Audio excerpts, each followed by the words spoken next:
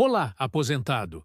Hoje trago notícias cruciais e uma análise aprofundada sobre os desdobramentos recentes da revisão da vida toda, para que você compreenda exatamente o que está em jogo no seu processo e quais são os caminhos mais inteligentes a seguir neste momento tão decisivo. A informação mais importante que você precisa saber hoje é que existe uma nova estratégia processual que está se mostrando extremamente eficaz para reverter decisões desfavoráveis proferidas por juízes de primeira instância. Mesmo que um juiz, induzido ao erro por argumentos do INSS, já tenha julgado o seu processo improcedente, afirmando que a revisão da vida toda acabou por causa das decisões nas ações diretas de inconstitucionalidade, saiba que essa sentença não é o fim da linha.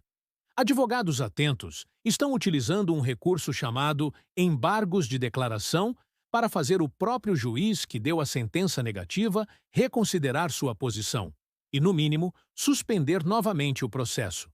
Isso acontece porque os últimos movimentos no Supremo Tribunal Federal, como o voto favorável do ministro André Mendonça e o pedido de vista da ministra Carmen Lúcia no tema 1102, provam de forma inequívoca que o mérito da questão ainda não foi definitivamente resolvido. E muitos juízes, ao serem confrontados com essa realidade, estão voltando atrás em suas decisões precipitadas para aguardar a definição final do STF. Esta é uma janela de oportunidade que não pode ser desperdiçada, especialmente se o seu processo sofreu um revés recente. A luta pela revisão da vida. Toda é uma batalha pela dignidade e pelo reconhecimento de uma vida inteira de contribuições. O que está acontecendo é uma profunda injustiça e a sua voz precisa ser ouvida. Para se juntar a este movimento e mostrar a força dos aposentados, comente aqui embaixo. Revisão da vida toda já. Cada comentário fortalece nossa causa e demonstra que não estamos dispostos a aceitar que nossos direitos sejam simplesmente ignorados. Vamos juntos lutar contra esse descaso. Com o fim do recesso forense de julho e a retomada plena das atividades no Supremo Tribunal Federal no início de agosto, a expectativa em torno do futuro da revisão da vida toda atinge um novo pico de tensão. É fundamental que você, que tem um processo em andamento, entenda o cenário complexo que se desenhou nos últimos meses para poder cobrar uma atuação estratégica e eficaz do seu advogado. O ponto central da confusão que tem levado a decisões judiciais equivocadas em todo o país reside na interpretação da relação entre duas discussões distintas que correm no STF. O tema de repercussão geral número 1102, que trata especificamente do direito dos aposentados à revisão da vida toda, e as ações diretas de inconstitucionalidade, conhecidas como ADIs, de números 2110 e 2111, que trataram de outro aspecto da lei previdenciária. O INSS, de maneira astuta e juridicamente questionável, passou a defender perante os juízes de todo o Brasil que a decisão proferida nas ADIs teria superado ou esvaziado a vitória que os aposentados obtiveram no tema 1102 em dezembro de 2022. Infelizmente, alguns juízes e até mesmo desembargadores acabaram por acolher essa tese, extinguindo processos de revisão de forma prematura e injusta. Essa situação gerou um cenário de desespero para muitos aposentados. Alguns descobriram, tarde demais, que seus advogados, talvez por desinformação, desânimo ou até mesmo por terem mudado de área de atuação, simplesmente não recorreram dessas decisões desfavoráveis, permitindo que a injustiça se consolidasse. Outros advogados, embora tenham recorrido, não sabiam exatamente qual o melhor caminho a seguir, optando por recursos que, no atual contexto, podem não ser os mais eficientes. É preciso ser transparente. A decisão proferida nas ADIs foi, de fato, prejudicial. Ninguém nega isso. Contudo, o ponto crucial que precisa ser compreendido é que nem mesmo o próprio Supremo Tribunal Federal definiu ainda qual será o exato alcance dessa decisão e como ela irá, se é que irá, interferir no direito já reconhecido no tema 1102. Prova disso é a intensa divisão que vemos entre os próprios ministros. Essa incerteza é o principal argumento para combater as decisões de extinção dos processos e para manter a sua causa viva e pulsante no judiciário. Para qualquer pessoa que afirme que a revisão da vida toda já acabou, existem duas perguntas muito simples e diretas que desconstroem essa narrativa derrotista. A primeira pergunta é: já houve o trânsito em julgado, ou seja, uma decisão final e irrecorrível na ação direta de inconstitucionalidade 2111? A resposta é um sonoro não. Os prazos processuais foram reabertos agora em agosto e ainda se aguarda a manifestação da Advocacia Geral da União, que falará em nome do Presidente da República, e também as manifestações dos presidentes da Câmara dos Deputados e do Senado Federal, que foram formalmente intimados no processo. Enquanto houver possibilidade de recurso e manifestação, não se pode falar em decisão definitiva. A segunda pergunta, igualmente importante, é: já ocorreu o trânsito em julgado no recurso extraordinário que deu origem ao tema 1102, o caso principal da revisão da vida toda? A resposta, mais uma vez, é não.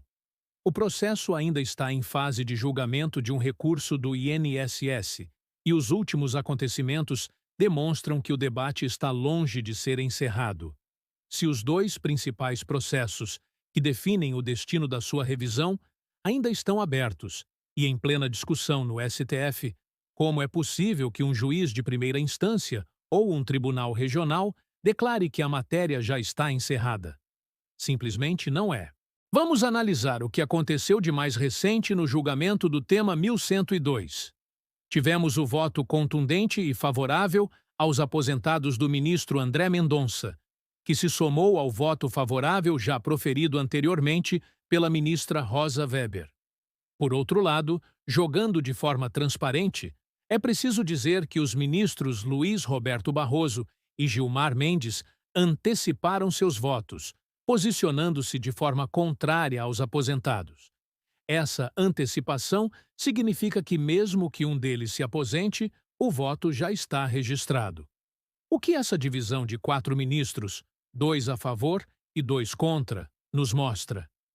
Mostra que o tribunal está rachado. E o movimento seguinte foi o pedido de vista da ministra Carmen Lúcia. Um pedido de vista ocorre quando um ministro solicita mais tempo para analisar o processo antes de proferir seu voto. Ora, se a tese já estivesse morta e enterrada pela decisão das ADIs, por que uma ministra experiente como Carmen Lúcia pediria mais tempo para estudar um caso já resolvido? A resposta é óbvia: porque não está resolvido. O pedido de vista dela, na prática, suspendeu o julgamento e sinalizou para todo o judiciário brasileiro que a questão é complexa e merece uma análise mais aprofundada, e que a tese da revisão da vida toda continua de pé. É com base nesse cenário de indefinição e clara divisão no STF que a nova estratégia processual ganha força.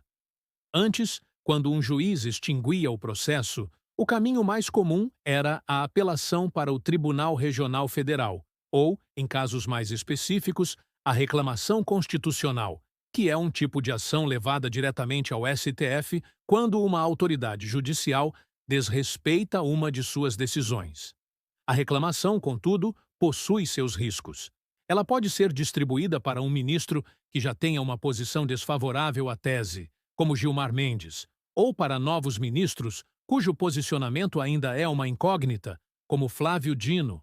O que se tem observado, com decisões recentes publicadas nos dias 28, 26 e 25 de julho de 2025, em tribunais como o Tribunal Regional Federal da 2ª Região, da 3ª Região e da 4ª Região, é que um caminho mais rápido, mais barato e, no momento, mais eficiente é o dos embargos de declaração.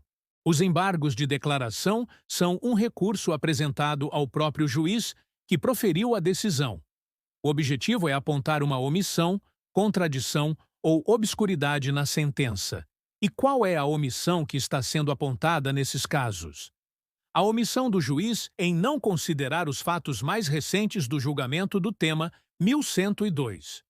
O advogado, por meio dos embargos, informa ao juiz: Excelência, vossa decisão se baseou na premissa de que a ADI 2111 encerrou a discussão. Contudo, data vênia, essa premissa está equivocada, pois o julgamento do tema 1102 prosseguiu, com voto favorável do ministro André Mendonça e um pedido de vista da ministra Carmen Lúcia, o que demonstra que a matéria não está pacificada. Logo, sua sentença foi omissa ao não analisar esses novos e relevantes acontecimentos. Ao fazer isso, o advogado dá ao juiz a oportunidade de corrigir seu próprio erro, sem que o processo precise subir para uma instância superior.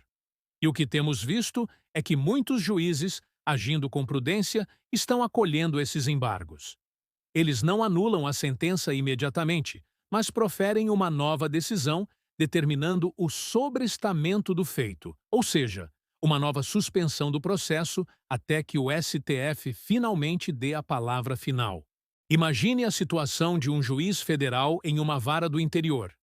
Em um único dia, ele precisa julgar um caso de aposentadoria por invalidez que envolve uma perícia médica complexa. Depois, uma pensão por morte, com uma união estável que precisa ser comprovada. E, em seguida, chega o seu processo da revisão da vida toda. É um ser humano, suscetível a erros, que conta com uma equipe de assessores que também pode cometer falhas. O INSS apresenta uma petição robusta, com argumentos que parecem lógicos, afirmando que a questão já foi superada. O juiz, diante do volume de trabalho, pode ser induzido ao erro. Os embargos de declaração servem exatamente para isso, para chamar a atenção do julgador para um ponto específico que ele deixou de observar. É uma estratégia de inteligência processual. O pedido principal nos embargos, neste momento, não é a condenação do INSS ao pagamento dos valores atrasados. O pedido é mais sutil e estratégico, que a decisão da ADI não seja aplicada de forma irrestrita e que o processo volte a ficar suspenso, aguardando o desfecho do tema 1102, em respeito à segurança jurídica e à hierarquia das decisões do Supremo Tribunal Federal. Essa estratégia processual é crucial porque o caminho para a vitória parece cada vez mais apontar para uma modulação de efeitos. E o que isso significa em português claro? Significa que o STF pode decidir que o direito à revisão da vida toda será válido, mas somente para aquelas pessoas que entraram com uma ação judicial até uma determinada data. Essa é uma possibilidade real, considerando o impacto financeiro que a tese representa para os cofres públicos. Não é o cenário ideal, pois o justo seria que todos que têm o direito pudessem exercê-lo, independentemente de terem ou não um processo. Contudo, diante da pressão política e econômica, a modulação para proteger quem já está na justiça é o mínimo que se espera do STF, como forma de garantir o direito de quem correu atrás.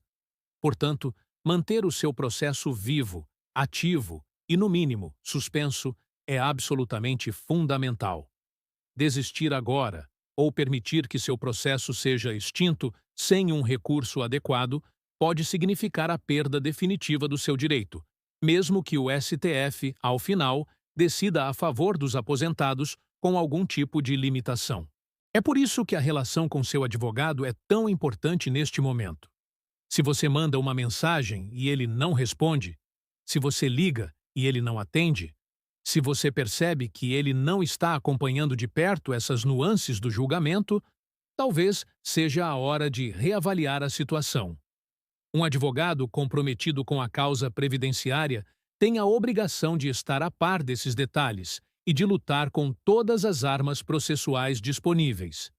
O que não se pode admitir é um profissional que joga a toalha e sequer comunica seu cliente, deixando-o no escuro, correndo o risco de perder um direito valioso por pura negligência. O juramento que fazemos na Ordem dos Advogados do Brasil, a OAB, nos impõe o dever de lealdade e informação para com o cliente. Se um advogado não quer mais atuar na causa, ele tem o dever de renunciar formalmente, notificando o cliente para que ele tenha tempo hábil de contratar outro profissional de sua confiança para assumir o processo. Enquanto a batalha judicial prossegue, existe também uma frente legislativa que não pode ser ignorada. Existe uma ideia legislativa tramitando no portal do Senado Federal que, se atingir o número necessário de assinaturas de apoio, se transforma em uma sugestão legislativa e deve ser obrigatoriamente analisada pelos senadores. Essa é uma forma de pressão popular para que o Congresso Nacional resolva a questão por meio de uma lei, garantindo o direito à aplicação da regra mais vantajosa a todos os segurados, independentemente de processo judicial. Participar dessa mobilização também é uma forma importante de lutar pelo seu direito. Contudo, o foco principal, neste momento, deve ser o cuidado com o seu processo individual, pois é ele a sua garantia mais concreta diante do cenário de incerteza e da possibilidade de modulação de efeitos. A nova estratégia dos embargos de declaração, focada em suspender os processos que foram indevidamente extintos, é a luz mais forte no fim do túnel que temos atualmente, mostrando que a luta está longe de acabar e que a vitória ainda é um objetivo plenamente alcançável. Mantenha-se informado, questione e lute.